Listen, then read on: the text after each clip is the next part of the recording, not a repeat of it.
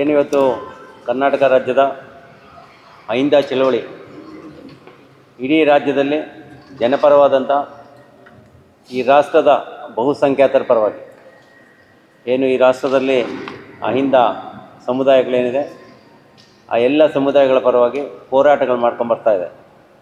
ಬಂಧುಗಳೇ, ಸನ್ಮಾನ್ಯ ಮೋದಿಯವರ ಸರ್ಕಾರ ಈ ರಾಷ್ಟ್ರದಲ್ಲಿ ಬಂದಾಗ ನಮಗೆಲ್ರಿಗೂ ನೆನಪಿದೆ,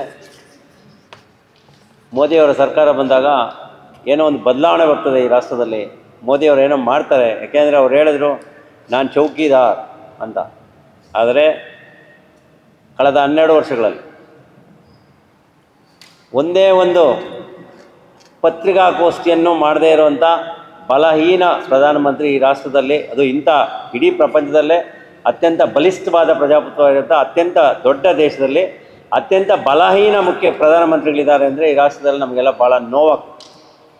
ವಿದೇಶದಲ್ಲಿ ಕೂಡ ಪತ್ರಕರ್ತರು ಕೇಳ್ತಾರೆ, ನೀವು ಯಾಕೆ ಪತ್ರಿಕಾ ಮಾಧ್ಯಮದಲ್ಲಿ ಮಾತಾಡಲ್ಲ ಅಂತ. ಅವ್ರು ಎಲ್ಲೂ ಕೂಡ ಪತ್ರಿಕಾ ಮಾಧ್ಯಮದ ಪತ್ರಿಕಾ ಬಾಂಧವರ ಮುಂದೆ ಮಾತಾಡಿದ ಇತಿಹಾಸನೇ ಇಲ್ಲ. ಯಾಕಿದು? ಈ ರಾಷ್ಟ್ರದಲ್ಲಿ ಭಾಳ ದೊಡ್ಡ ನೀಟ್ ಹಗರಣ ಆಗ್ತದೆ, ನೀಟ್ ಪೇಪರ್ ಲೀಕ್ ಆಗ್ತದೆ. ಪ್ರಧಾನಮಂತ್ರಿಗಳು ಮನ್ ಕಿ ಬಾತ್ ಅಂತಾರೆ, ಪರೀಕ್ಷಾ ಪೇ ಚರ್ಚಾ ಅಂತಾರೆ, ಆದರೆ ಯಾಕೆ ಮಕ್ಕಳ ಬಗ್ಗೆ ಅವ್ರಿಗೆ ಕರುಣೆ ಬರಲಿಲ್ಲ? 21 ಜನ ಮಕ್ಕಳು ಸಾಯ್ತಾರೆ.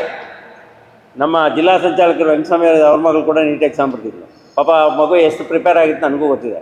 ಅಷ್ಟು ಪ್ರಿಪೇರ್ ಆಗಿ ಎಕ್ಸಾಮ್ಗೆ ಹೋದಾಗ ನೀವು ಪೋಸ್ಟ್ಪೋನ್ ಇನ್ನು ಮತ್ತೆ ಎಕ್ಸಾಮ್ ಬರೀಬೇಕು, ಎಕ್ಸಾಮ್ ಬರೆದಾಗ ಅವ್ರ ಮನಸ್ಥಿತಿ ಹೇಗಿರ್ತದೆ?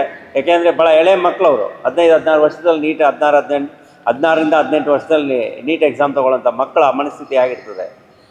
ಇದು ಅರ್ಥ ಆಗದೆ ಇರೋ ಒಬ್ಬ ಪ್ರಧಾನಮಂತ್ರಿ ಈ ರಾಷ್ಟ್ರದಲ್ಲಿ ಇದ್ದಾರೆ ಅಂದರೆ ಅವ್ರಿಗೆ ಅರ್ಥ ಆಗೋದಾದರೂ ಏನು? ಕೇವಲ ಅದಾನಿಯವ್ರಿಗೆ ಏರ್ಪೋರ್ಟ್ಗಳು ಬರ್ಕೊಡೋದು ಅರ್ಥ ಆಗುತ್ತಾ? ಅದಾನಿಯವ್ರಿಗೆ ಬಂದರುಗಳನ್ನ ಬರ್ಕೊಡೋದು ಅರ್ಥ ಆಗುತ್ತಾ? ಅಥವಾ ಅವ್ರದ್ದೇ ಆದಂಥ ಒಂದು ಏನು ಸೋಷಿಯಲ್ ನೆಟ್ವರ್ಕ್ ಇದೆ, ಅವರು ಇವತ್ತು ಸೋಷಿಯಲ್ ಮೀಡಿಯಾನ ಕೂಡ ಬೈತಾ ಇದ್ದಾರೆ. ಇವತ್ತು ವಾಟ್ಸಪ್ ಯೂನಿವರ್ಸಿಟಿ ಅವ್ರದ್ದೇನು ವಾಟ್ಸಪ್ ಯೂನಿವರ್ಸಿಟಿ RSS ಅವ್ರದ್ದು, ಆ ವಾಟ್ಸಪ್ ಇವಾಗ ನೋಡ್ತಾ ಇದ್ದೀನಿ 3 ದಿವಸದಿಂದ ಆಗ್ತಾ ಇದ್ದಾರೆ. ಏನೋ ಅಮೇರಿಕಾ ಅಧ್ಯಕ್ಷರು ಚೀನಾಗೆ ಹೋಗ್ಬಿಟ್ರಂತೆ, ಚೀನಾ ಇಂಡಿಯಾ ಮೇಲೆ ಕುತಂತ್ರ ಅಂತೆ. ಇವರೆಲ್ಲ ಓಟ್ ಆಗ್ತಾ ಇದ್ದಾರೆ, ನಿಮ್ಗೆ ನೆನಪಿರ್ಲಿಲ್ವಾ ಇವರೆಲ್ಲ ದೇಶದ್ರೋಹಿಗಳು ಅಂತ? ಇವತ್ತು ಕೇವಲ ಒಂದು ಪ್ರೊಟೆಸ್ಟ್ ಮಾಡ್ತಾ ಇದ್ದಾರೆ ಒಂದು ಅನ್ಯಾಯದ ವಿರುದ್ಧವಾಗಿ ಅಂದ ತಕ್ಷಣ ಇಡೀ ಯುವ ಸಮುದಾಯ ಇವತ್ತು ನಿಮಗೆ ದೇಶದ್ರೋಹಿಗಳಾಗಿ ಕಾಣ್ತಾ ಇದೆ. ಅವ್ರಿಗೆ ಬೇರೆ ಬೇರೆ ದೇಶಗಳಿಂದ ದುಡ್ಡು ಬರ್ತಾ ಇದೆ. ಅಲ್ಲ, ಅದನ್ನು ನಂಬುವಂಥವ್ರು ಎಂಥ ಮೂರ್ಖರು? ಬೇರೆ ದೇಶದಿಂದ ಅವ್ರಿಗೆ ಹಣ ಹರಿದು ಬರ್ತಾ ಇದೆ ಅಂದರೆ ಅದು ನಿಮ್ಮ ಕಂಟ್ರೋಲಲ್ವ ಸ್ವಾಮಿ? Central government. ನೀವು ಬರೀ ಸುಳ್ಳು ಹೇಳ್ಕೊಂಡೇ ಅಧಿಕಾರದಲ್ಲಿರೋದು. ನೀವು ಸುಳ್ಳು ಹೇಳಿದ್ರೆ ಏನೋ ಸ್ವಿಸ್ ಬ್ಯಾಂಕಲ್ಲಿ ದುಡ್ಡಿದೆ ಅಂದರೆ ಇಲ್ಲಿವರೆಗೂ ಬರಲಿಲ್ಲ. ಇವತ್ತು ಇದು ಹಸಿ ಸುಳ್ಳಲ್ವೇ? ನಿಮ್ಮದೇ ಮಂತ್ರಿಗಳು, ನಿಮ್ಮದೇ ವಿದೇಶಾಂಗ ಸಚಿವರು, ನಿಮ್ಮದೇ ಗೃಹ ಮಂತ್ರಿಗಳು, ಮತ್ತು ಅವರೆಲ್ಲ ಏನು ಮಾಡ್ತಾ ಇದ್ದಾರೆ? ನಿಮ್ಮ ವಾಟ್ಸಪ್ ಗ್ರೂಪ್ಗಳಲ್ಲಿ ನಿಮ್ಮವರೇ ಹರಿಬಿಡ್ತಾ ಇರೋದು. ಏನೋ ಆಗೋಗ್ಬಿಟ್ಟಿದೆ ಈ ದೇಶದಲ್ಲಿ. ಏನೋ ಚೀನಾದವರು ಷಡ್ಯಂತ್ರ ಮಾಡ್ತಾವ್ರು, ಅಮೇರಿಕಾದವರು ಕರ್ಕೊಂಬಂದು ನಮೋ ಟ್ರಂಪ್ ಅಂತ ಮಾಡಿದ್ದು ಯಾರು? ನಾವೇ ಮಾಡಿದ್ವಿ ನಮಸ್ತೆ ಟ್ರಂಪ್ ಅಂತ. ಕೋಟ್ಯಾಂತರ ರೂಪಾಯಿ ದುಡ್ಡು ಖರ್ಚು ಮಾಡಿ ಲಕ್ಷಾಂತರ ಜನಗಳಿಗೆ ತೊಂದರೆ ಕೊಟ್ಟರಲ್ಲ ಅಲ್ಲಿ ಗುಜರಾತಲ್ಲಿ, ಅದನ್ನು ನಾವು ಮಾಡಿದ್ವಿ. ಇವತ್ತು ಇಡೀ ಪ್ರಜಾಪ್ರಭುತ್ವದಲ್ಲಿ ಸ್ವಾಯತ್ತ ಸಂಸ್ಥೆಗಳೇನಿದ್ದಾವೆ, CBI ಇರ್ಬೋದು, ED ಇರ್ಬೋದು, ಮಕ್ಕಳ ಆಯೋಗ ಇರ್ಬೋದು, ಮಾನವ ಹಕ್ಕುಗಳ ಆಯೋಗ ಇರ್ಬೋದು, ಈಗ ಎಲ್ಲವನ್ನು ಕೂಡ ನೀವು ಹಾಳುಗೆಡವಿದ್ದೀರಲ್ಲ, ಇದಕ್ಕೆ ಉತ್ತರ ಯಾರು ಕೊಡ್ತಾರೆ ಸ್ವಾಮಿ? ಮೋದಿಯವರು, ಅಮಿತ್ ಶಾ ಅವರು ಇವತ್ತು ಇಡೀ ರಾಷ್ಟ್ರದಲ್ಲಿ ಆ ಧರ್ಮೇಂದ್ರ ಪ್ರಧಾನವ್ರನ್ನ ಯಾಕೆ ಉಳಿಸ್ಕೋಬೇಕು ಅಂತ ಇಲ್ಲಿವರೆಗೂ ಅರ್ಥ ಆಗಲಿಲ್ಲ. ಮಾನ್ಯ ಲಾಲ್ ಬಹದ್ದೂರ್ ಶಾಸ್ತ್ರಿ ಅವರು ಎಲ್ಲೋ ಒಂದು ರೈಲು ಆಕ್ಸಿಡೆಂಟ್ ಆದರೆ ನಾನು ಜವಾಬ್ದಾರ ಅಂತ ನೈತಿಕವಾಗಿ ರಾಜೀನಾಮೆ ಕೊಡ್ತಾರೆ. ಆದರೆ ನೀವು ಇಷ್ಟು ದೊಡ್ಡ ಅನಾಹುತ ಆಗಿದೆ ಈ ದೇಶದಲ್ಲಿ, ರಾಜೀನಾಮೆ ಕೊಡೋದಿರಲಿ, ಅವ್ರು ಕರೆದು ಮಾತಾಡಲಿಕ್ಕೂ ನಿಮ್ಗೆ ಅದು ಸೆನ್ಸ್ ಇಲ್ವಲ್ಲ? ಜಿರಳೆ ಪಕ್ಷ ಉಟ್ಕೊಟ್ಟಿದ್ದಾದ್ರೆ ಯಾಕೆ? ಅವರೇನು ಯಾರೋ ರಾಜಕಾರಣಿಗಳೆಲ್ಲ ಆ ಯುವಕರೇನು ಇವತ್ತು ಹೋರಾಟ ಮಾಡ್ತಾ ಇದ್ದಾರೆ, ಅವ್ರಿಗೆ ಯಾವ ರಾಜಕೀಯ ಪಕ್ಷದ ಜೊತೆನೋ ಸಂಬಂಧಗಳಿದೆ ಅಂತ ಹುಡುಗರವರು. ಆ ದೀಪ್ತಿ ಅವ್ರ ಪಾಪ ಎಲ್ಲೋ ಅಮೇರಿಕಾದಿಂದ ಹುಡುಗ, ಇವರು ಇದು ಕೋರ್ಟಲ್ಲಿ ಜಿರಳೆಗಳು ಅಂತ ಅಂದಿದ್ದಕ್ಕೆ ತಾನೇ ಆ ಪಕ್ಷ ಉಟ್ಕೊಂಡಿದ್ದು.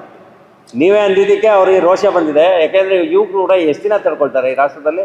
ನಮಗೂ ಕೂಡ ಅನಿಸ್ತಿತ್ತು, ಯಾಕೋ ಈ ಚಳವಳಿಗಳೇ ನಿಂತೋಯ್ತು ಈ ದೇಶದಲ್ಲಿ. ಯಾಕೆಂದರೆ ಭಾರತ ದೇಶಕ್ಕೆ ತನ್ನದೇ ಅಂತ ಇತಿಹಾಸ ಇದೆ. ಜಲಿಯನ್ ವಾಲಾಬಾಗ್ಗೂ ಇವತ್ತು ಜಂತರ್ ಮಂತರ್ ನಡೆದಿದ್ದಕ್ಕೂ ಏನು ವ್ಯತ್ಯಾಸ ಕಾಣ್ತಾ ಇದೆ ನಮಗೆ? ಜಲಿಯನ್ ವಾಲಾಬಾಗಲ್ಲಿ ಡಯಾರು ಸೈನಿಕರು ನೇರವಾಗಿ ಕರ್ಕೊಂಬಂದರೆ ನೀವು ಗೂಂಡಾಗಳು ಕಳಿಸಿದ್ದೀರಲ್ಲ, ಅಲ್ಲಿ ಇದ್ದಂಥವ್ರು ಯಾರಾದರೂ ಪೊಲೀಸ್ ಯೂನಿಫಾರ್ಮ್ ಇದೆಯಾ, ಮಿಲ್ಟ್ರಿ ಯೂನಿಫಾರ್ಮ್ ಇದೆಯಾ? ಅವರು ಜೀನ್ಸ್ ಪ್ಯಾಂಟ್ ಹಾಕ್ಕೊಂಡಿದ್ದಾರೆ, ಟಿ ಶರ್ಟ್ಗಳು ಹಾಕ್ಕೊಂಡಿದ್ದಾರೆ, ದೊಣ್ಣೆಗಳು ಇಟ್ಕೊಂಡಿದ್ದಾರೆ, ಅದಕ್ಕೆ ಕಬ್ಬಣ ಇದೆ ಮುಂದ್ಗಡೆ. ಅವರು ಕೂದಲು ಬಿಟ್ಟಿರೋದಾಗಲಿ, ಅವ್ರು ಇರೋ ಸ್ಟೈಲ್ ಆಗಲಿ ನೋಡಿದ್ರೆ ಅವ್ರು ಗೂಂಡಾಗಳಂತೆ ಬರ್ತೇನೆ ಯಾರು? ಅವ್ರಿಗೂ ನಿಮಗೂ ಏನು ಸಂಬಂಧ? ಅವ್ರನ್ನ ಮಕ್ಕಳ ಮೇಲೆ ಬಿಡ್ತೀರಲ್ಲ ಗೂಂಡಾಗಳನ್ನ. ಕಮಾಂಡೋಗಳನ್ನ ತಂದು ಜಂತರ್ ಮಂತರಲ್ಲಿ ಬಿಟ್ಟಿದ್ದಾರೆ 2 ದಿವಸದಿಂದ. NSA ಕಮಾಂಡೋಗಳು ಬರೋದಕ್ಕೇನೋ ಅವ್ರೇನು ದೇಶದ್ರೋಹಿಗಳ ಅಥವಾ ಅವ್ರೇನೋ ಟೆರ್ರಿಸ್ಟಾ? ಆ ಹುಡುಗರ ಮೇಲೆ ನೀವು ಇಷ್ಟೆಲ್ಲ ದೌರ್ಜನ್ಯ ಮಾಡ್ತಾಯಿದ್ರೆ ಈ ದೇಶದ ನಾಗರಿಕರಾಗಿ ನಾವು ಹೇಗೆ ಸುಮ್ಮನೆ ಆಗಿರಬೇಕು, ಹೇಗೆ ಇರ್ಲಿಕ್ಕೆ ಸಾಧ್ಯ ಆಗುತ್ತೆ? ಹಾಗಾಗಿ ಅಹಿಂದ ಚಳವಳಿ ಅತ್ಯಂತ ಒತ್ತಾಯಪೂರ್ವಕವಾಗಿ ಇವತ್ತು ರಾಷ್ಟ್ರಪತಿಗಳನ್ನ ಒತ್ತಾಯ ಮಾಡ್ತಾ ಇದ್ದೀವಿ.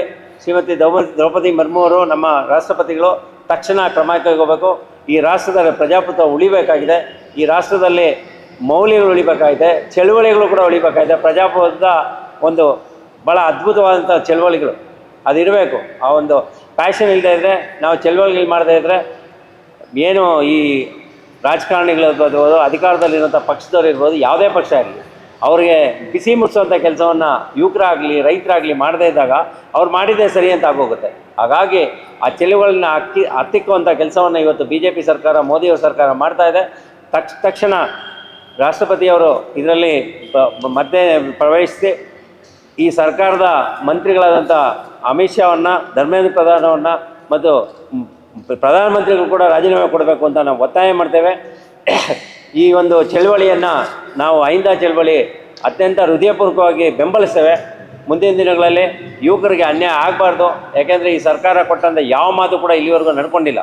ಇವ್ರು ಕೊಟ್ಟಂಥ ಉದ್ಯೋಗ ಆಸೆ ಇರ್ಬೋದು, ಇಲ್ಲಿವರೆಗೂ ಕೊಡಲಿಲ್ಲ.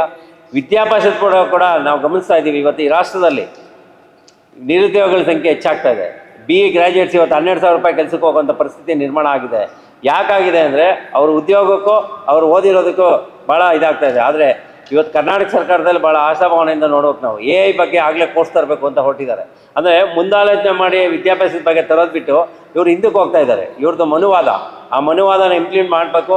ಈ backward class, SC ST minorities ಇವರೆಲ್ಲ ಏನಿದ್ದಾರೆ ಬಹುಸಂಖ್ಯಾತ ರಾಷ್ಟ್ರದಲ್ಲಿ, ಅವರ ವಿದ್ಯಾಭ್ಯಾಸನ ವಂಚಿತರಾಗಬೇಕು ಅನ್ನೋದೇ ಉದ್ದೇಶ ಇವ್ರದ್ದು. ಹಾಗಾಗಿ ಇವರ ಏನು ಸಾವಿರಾರು ವರ್ಷಗಳಿಂದ ಈ ದೇಶದಲ್ಲಿ ಇದ್ದಂಥ ಪದ್ಧತಿಗಳನ್ನ ಮತ್ತೆ ತರಬೇಕು, ಮತ್ತೆ ಆ ಗುಲಾಮಗಿರಿಗೆ ನಮ್ಮನ್ನೆಲ್ಲ ನೂಗಬೇಕು ಅನ್ನೋ ಉದ್ದೇಶ ಇವರು ಇಟ್ಕೊಂಡಿದ್ದಾರೆ ಅನ್ನೋ ಭಾವನೆ ಈ ರಾಷ್ಟ್ರದಲ್ಲಿ ಮೂಡ್ತಾ ಇದೆ ಅನ್ನೋ ಒಂದು ಅಂಶವನ್ನು ಕೂಡ ಗಮನಕ್ಕೆ ತರ್ತಾ, ಅಹಿಂದ ಚಳವಳಿ ಅತ್ಯಂತ ಉಗ್ರವಾಗಿ ಈ ಘಟನೆಯನ್ನು ಖಂಡಿಸ್ತದೆ ಅಂತ ಈ ಸಂದರ್ಭದಲ್ಲಿ ಹೇಳಿ ನಾನು ಮಾತು ಮುಗಿಸ್ತೇನೆ. ನಮಸ್ಕಾರ.